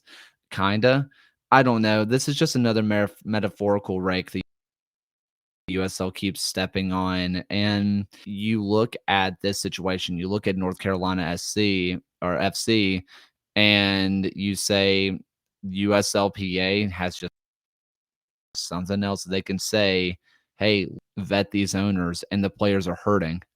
The players keep getting screwed out of contracts. They keep getting screwed when it comes to building a life somewhere. These are not just people who are just kind of living their best bachelor life. They have families, they have wives, they have kids, and they're just being shoved around looking for job, looking for job, looking for job. And meanwhile, that ownership group gets to just come back. I mean, it's just, I think it's just something else that the USL has to look in the mirror and realize that this ain't sustainable for anybody. Halftime in Qatar, US and Czechia are goalless. What's up next for at the USL show and at Kaylor Hodges? For at the USL show, we have Alex Ashton, who does League One Updater. He is going to be at the League One final. So we're going to get some updates from the USL show at the League One final. And we are also planning to head out to the USL Championship. And so I am personally rooting for Tulsa so I can drive and not have to worry about planes, because we all know what happens with me and planes. Yeah. So if I can just drive, that would be fantastic. However, I would love to go to Albuquerque, so I'm not going to complain either way. So that's what we're looking at. You know, we're going to have a presence at both finals, which is going to be an absolute blast. And for me personally, I'm just going to enjoy the rest of this day off the best way I can, with it being 28 degrees outside. Exactly, right there with you. As always, my friend, great to catch up with you during the playoffs every single week. And we will catch up with you in some manner, way, shape, or form next week, knowing that you're kind of back to your normal behaviors and having to do band things and then travel the planet with all that kind of stuff. Great to see you, my friend. Thanks for dropping by. We'll catch up with you next week. See you soon. There goes Kaylor Hodges, at Kaylor Hodges on the Twitters, and at the USL show. And, yeah, there was a lot to get into in both Championship and League One. And I thought it was important, once again, to redress what was going on at North Carolina and ask some questions and ask about what's going on at Texoma, because of Texoma self-demoting to go to League Two and then reintroducing the Rodeo SC idea in Salina. And I believe they're playing at the football stadium. The plan is, anyway, when they rejoin League One in 27, they are going to be playing at the high school, I believe. So where does it say? Bobcat Stadium, yeah, Salina Bobcats. So they're going to be playing at the Salina Bobcat High School Stadium, and it is a Class A. I mean, it is. Let's put it this way: it's Texas high school football in Salina. So it's like one of those, like we would know in like a Valdosta or a Moultrie or something like that here in the Georgia footprint, where you have these big high schools and they've got the massive stadia, and it's state of the art in Salina. I don't know if you've seen the pictures, but the Salina Bobcat Stadium is state of the art. It looks really nice. And so Rodeo SC, the new incarnation of Texoma in League One in 27, will be playing. The plan is to play at Salina High School and be a part of USL League One there. Texoma, as we know it, is going to be back in USL League Two starting in 2026.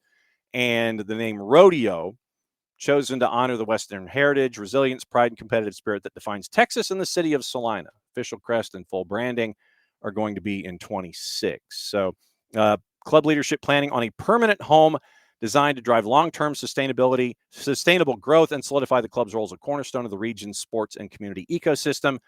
So that sounds like live, work, play in some manner, but they're going to start playing at Salina High School Bobcat Stadium in 2027. Okay. Final half hour, and it's going to be news and notes and things to help us get through while kind of watching what's going on with the U17s without doing play-by-play. So let me say hi to everybody. Haven't had the chance to do that or cut any promos recently. So let's see who was in this morning. I know that Abby was in early and she had to jet. So let's see. Morning, Abby. Morning, David. Morning, Ricky. Morning, Pars. Morning, Alex. Ricky joining us from Germany. Hopefully it is not costing you much when it comes to hanging out, because when we've had to do things, when we caught up with Cooper Sanchez in Qatar, it was done off of a Wi-Fi hotspot from U.S. Soccer. and I'm hoping that there were unlimited minutes, or at least you hand over the bill and get reimbursed for it, because that was how we had to get the Cooper Sanchez interview out on Sunday morning. I'm hoping, Ricky, that you are safely watching and that it's not costing you like $19 a minute to watch us here in the show, because that would be a very, very expensive watch. So we'll get into, let's see. Ricky did not make it to the Union Berlin match. He did get a kit, played Bayern close, almost beat him. And then, Harry Kane at 90+3. So, Ricky, right now the plan is to start the summit or the gathering at 6 o'clock. And because it is in Northwest Atlanta, we know that it is going to be in a very, very crammed in space. They are recommending that we get there early for the Women's Summit, and we'll find out what's going on there. It's supposed to start at 6. People can start assembling in the media at 4. And so don't be surprised if we're in there and we're shooting social media stuff starting, say, 4:30, 5 o'clock. Hey, it's getting close. But 6 o'clock and beyond is when it's supposed to start, and then we traverse from there. So FSU is playing Stanford, Abby's mentioning, on college, 5 o'clock Friday in Tally. So we will go from there. And yes, rot, drain, yeah, we got you. Bot. Yes, Samford. Yes, Samford. Thank you. Yeah, Louisville and UK. I love that planning. It's like the planning committee for the women's soccer tournament in Division I. Yeah, we'll let UL and UK play together. Oh no, they'll be fine. They'll be great. It'll be fun. We'll watch that. Yes, any team can beat any other team. Absolutely true. David, I did not see this. The VAR against Uganda, nowhere near a handball. And why did they go to the monitor? And Uganda got the big win. Did not see what was going on. Sorry, I was staring forward. I was not staring to my left at the big 55 late in the Uganda-France match. Derek, morning. And dude who had the 12,000 bets. I'm like, what? And Abby was taking a peek at the U17's first 45, and it mercifully was as easy a call as we thought when we went to the VS, the video system review. Since it's not video assistant review, but I guess video system. I guess that's why they're calling it the VS. But it looked like it was easy to navigate because it was right there in the crook of the arm, and part of the jersey and all those kinds of things. So it was on Carrizo. And so they were looking at Carrizo, and it ended up with a big old bag of nothing after they looked at it, which is what it should have been from the beginning. But VS review coming down with the United States in that particular instance. And and Catalucci, good morning. Yes, and Czechia and the Czech Republic are both used. I don't know. They're both acceptable, at least in what I have read up on in trying to identify opponents, and especially when you're discussing European football, that I have seen that both the Czech Republic and Czechia are both acceptable references for any national team and for the country in and of itself. So keep an eye on that. And let's see. So, and Abby, and Derek, like Buford's new stadium. Buford's new stadium, no question. $62 million. There's one in McKinney that is for the McKinney ISD in Texas. That was not quite 62, I don't think, but that's where they have the Division II college football championship, is in McKinney, Texas, at this high school stadium in McKinney ISD. So, Buford Stadium, $62 million, ribbon boards, the whole schmear. And they don't want it just to be there for high school events. They want to host other events there, whether it's concerts or other sporting events, regionals, semifinals, finals, and other sports that can fit inside that fit inside the beard.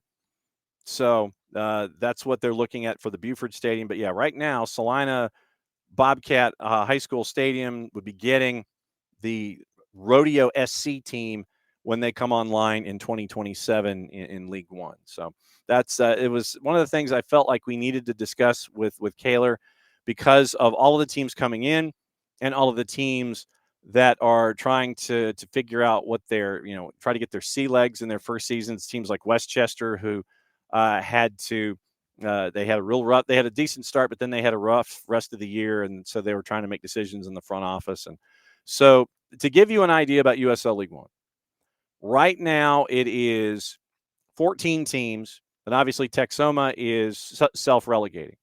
Online, Boise, Corpus Christi FC, and we're catching up with them on Wednesday at 10:30 Eastern to find out how things are progressing with them.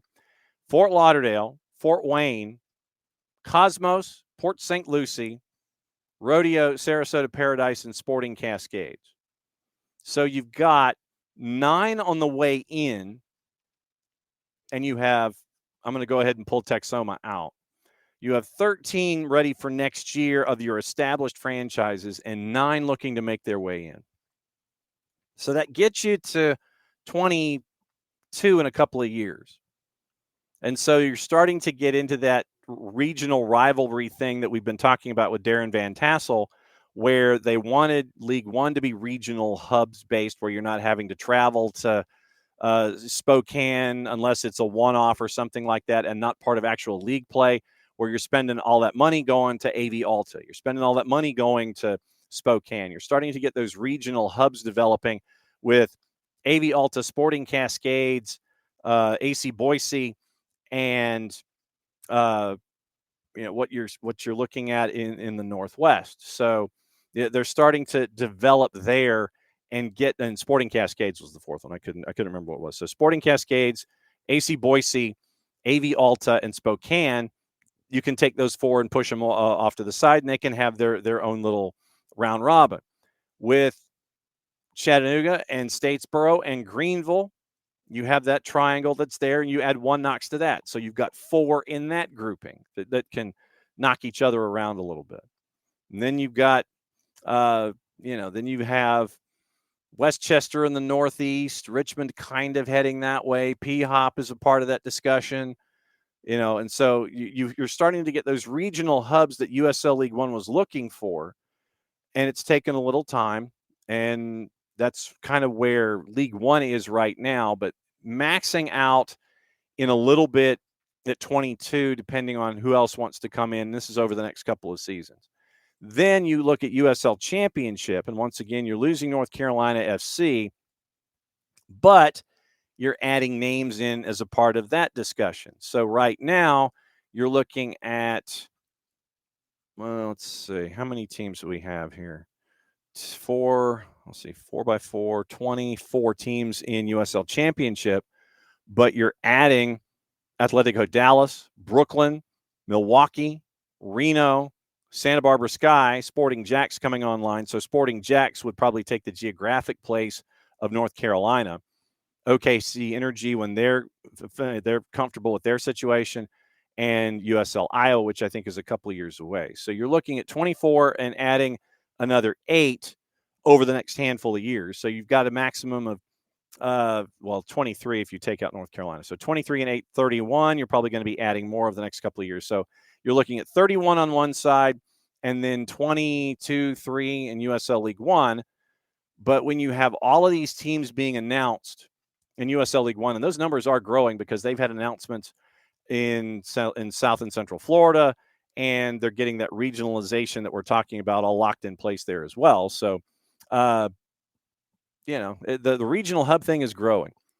And so you're getting substitutions for the United States heading into the second 45. Albert coming in right at the break. And so getting ready for the second 45, goalless, Czechia and the United States. And there were times in the first 45 where Czechia was really getting activity down the right-hand side, and they were having all the cutback crosses and everything, creating opportunities, and also trying to score on corners and set pieces from the far corner flag. As you were looking at the match, Czechia going from left to right in the first 45, working down the attacking right-hand side, working to cut the ball back inside the 18. A couple of chances were available, but nothing came of it. Once again, goalless at the break in that matchup. Stats at halftime, just to let you know. No goals on the board, but a lot of attempts. It was for Czechia, 8 attempts on goal, 5 for the U.S., 1 on target for each. Then you had no yellows, no cards, 7 fouls on the United States in the first 45 minutes compared to 1 for Czechia and the 1 offside. And early opportunity, and it looks like another foul on the U.S. Looks like they're calling the foul on Cooper. So Cooper's called for a foul on a challenge. Corners. So here's the skewing of the numbers. 7 fouls against the United States in the first 45 minutes. 1 for Czechia. 6 corners for Czechia because the U.S. is having to defend a lot inside their own 18 in the first 45 minutes compared to 1 for the United States, and Kevin Sullivan tried to go Olympico. 8 free kicks compared to 1 for Czechia, and no own goals on the board either way. So once again, you are looking at nothing on the board, 47th minute, and that's where we are in the second half. But, yeah, there are a couple of stats that kind of just stand out. The corners and free kicks and the fouls. We'll keep an eye on that once again. It is U17's. U.S. is in the last day of the group stage and taking on Czechia. They are early in the second half. The other matchup in the group, in Group I, Burkina Faso and Tajikistan are goalless at the break. Saudi Arabia and Mali are now underway, as are New Zealand and Austria in Group L. And once those matches are complete, that will close out match day 3. Then we'll get into the knockout, supposed to be on Friday, and everybody on Friday. Don't know who's going to be doing what and who would be where yet. So the brackets would be available coming up in a bit. Oh, speaking of which, so let's see. So it's wow. It's like I don't know what the shorthand is, but FIFA's got the bracket up, and I have no earthly idea how to read it. So that's what you're looking at there. All right, we're keeping an eye on this once again. It is available on a bunch of different channels, and you can watch it on FS2, Universo, and Peacock. Once again, the U.S. is now attacking in the second 45. They are going from left to right as you picture the match in your mind's eye. Great cross, just misses the connection for the United States, just missed it on the edge of the 6, and the chance was there for the U.S., just missing out halfway through the 48th minute. Once again, no score. So let's go over the groups and the standings. Once again, remembering that I and L are the 2 groups that are still in play. So standings here in the group, it is Italy won all 3 matches in Group A. South Africa finished second in the group at 1-1-1. Group B, Japan, Portugal, and it was Japan with 7 points, Portugal with 6. You have in Group C, Senegal and Croatia both with 7 points, only separated by 1 goal and goal difference. And it was the goal allowed by Croatia that ended up being the difference in Senegal winning the group and Croatia finishing second.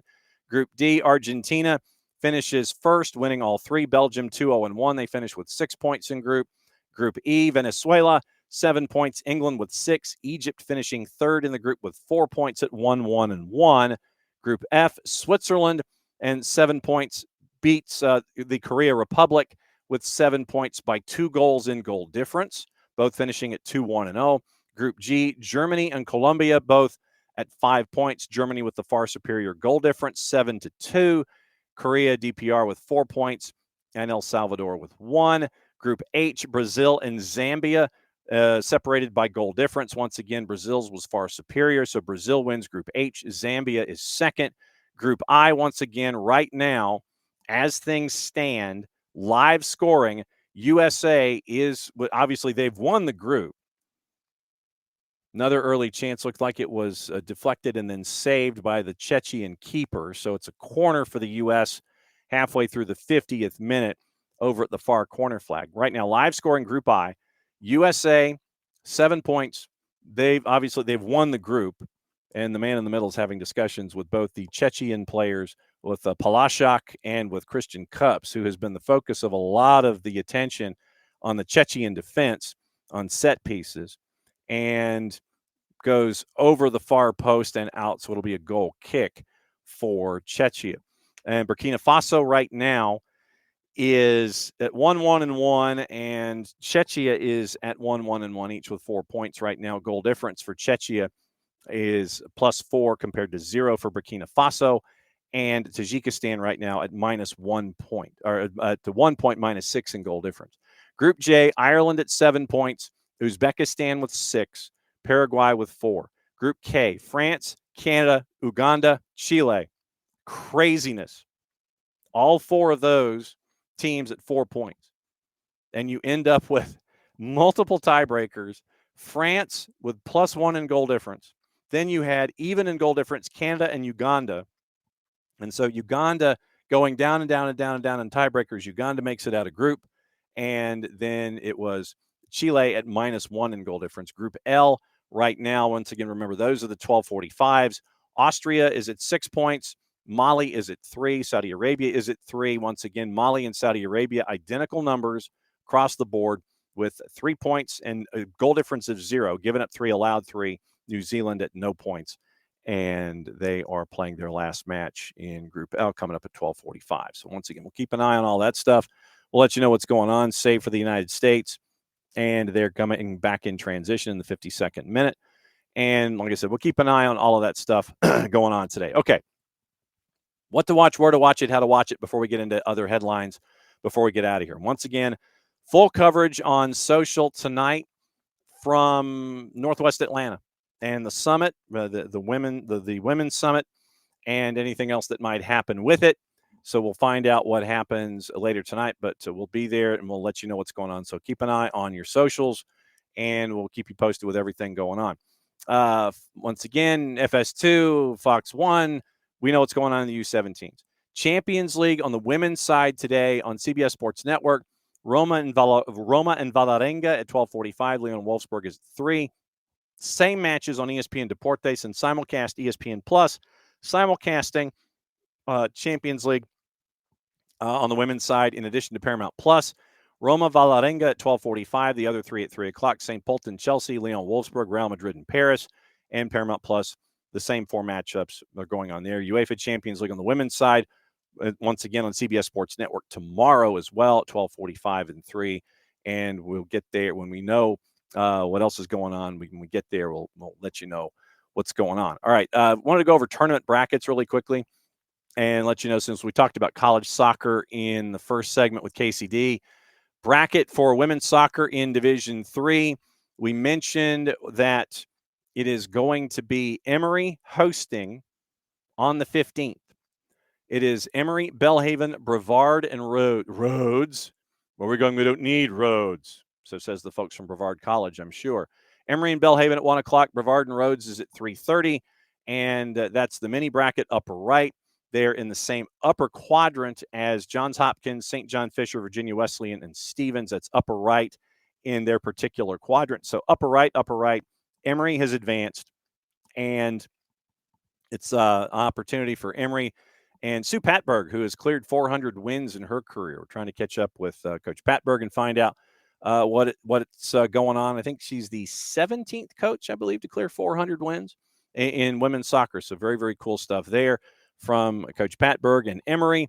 And Emory taking on Belhaven and the winner of Brevard and Rhodes if they make it into round number 2 on the 16th as well. Near post corner is cleared away temporarily from Kevin Sullivan's boot. U.S. is going to reset edge of the 18.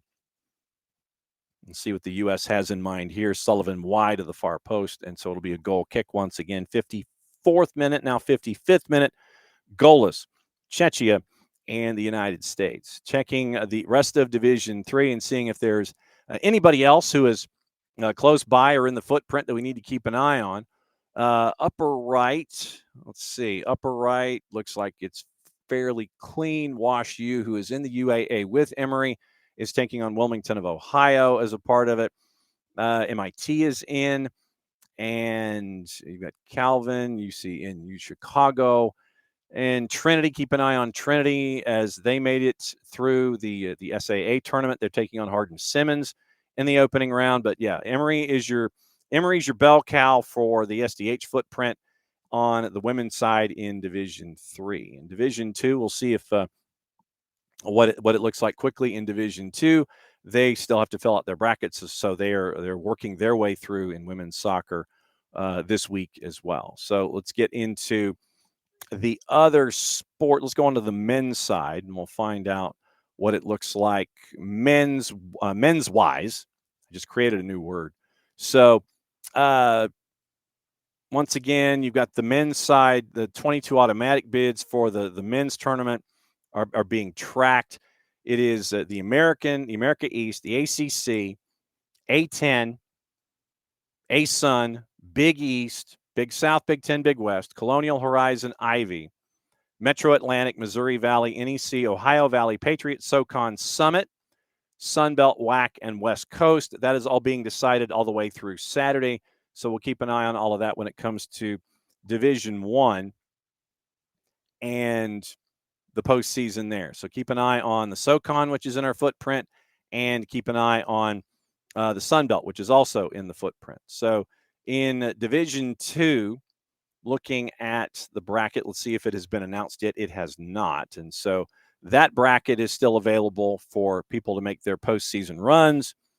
And in Division 3, Emory is in, but they have to go on the road if memory serves. So upper left, no one else in the footprint. Trinity won in their bracket in Trinity. So Trinity advances. Once again, Trinity and Hardin Simmons playing both on men's and women's sides. And low bracket, Barry has advanced. They're taking on Christopher Newport in the same mini bracket upper right as Lynchburg and Transylvania. Emory is taking on Maryville, Tennessee at the same place as Hampton, Sydney, and Otterbein. That is on 1 o'clock and 3:30 on the 15th. And looking low left, it looks like it is Barry and it is Emory that are representing in Division 3. And so that is where it's looking when it comes to those brackets. Now we have the NAIA, which is also close to letting everybody know what's going on with their postseason tournament. They're getting closer to everything. Everything finishes. First and second rounds, by the way, are the 20th or the 22nd in campus sites, and everything finishes up December 1 through 8 in Orange Beach for the men's championship. And so once again, we'll keep an eye on NAIA work and let you know what else is going on there. 58th minute, halfway through, no score with the United States and with Czechia in the U17s. Also on the board, let's see, Thomas Tuchel has said he is refusing to close the book on an England contract extension, saying that it is a possibility. And so we'll keep an eye on the future of Tommy Tuchel for school. And Ronaldo clarified his retirement timeline, saying it's going to be 1 or 2 years. So 1 or 2 years for CR40 and the rest of his career, but this World Cup will be his last. Trevor Chalobah and James Trafford are replacing Anthony Gordon and Nick Pope in Thomas Tuchel's squad. And I know a lot of folks were wondering what were there going to be any other minnows called up, but the answer right now is no. But the biggest news, obviously, was the Benjamin Seško injury at Manchester United, and the Slovakian coach getting really pissed off about it.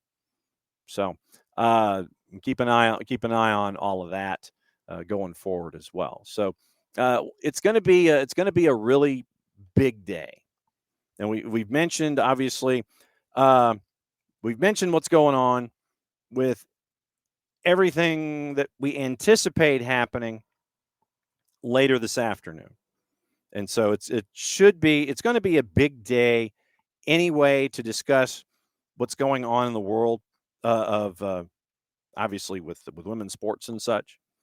But one other thing before we go, obviously we'll keep an eye on what's going on with the NWSL. And remember what we talked about yesterday. We mentioned the article at CBS Sports and what to anticipate from the announcement that was broken by The Athletic yesterday. And so going over the Final Four, Gotham knocking out Current, got to do that with KCD. And so now you're looking at Pardeep Khatri, who came in with the article yesterday as well. Once again, you're looking at formal announcements set to play at Mercedes-Benz Stadium. Listed soccer capacity of lower bowl at 42.5. And so that's what you're looking at with Mercedes-Benz. Once again, they would not be the first NWSL venue not to have natural grass. Portland, Seattle, they do not. Boston Legacy is going to play their first season at Gillette while they're building their stadium that they have been planning the entire time. So they're going to play there.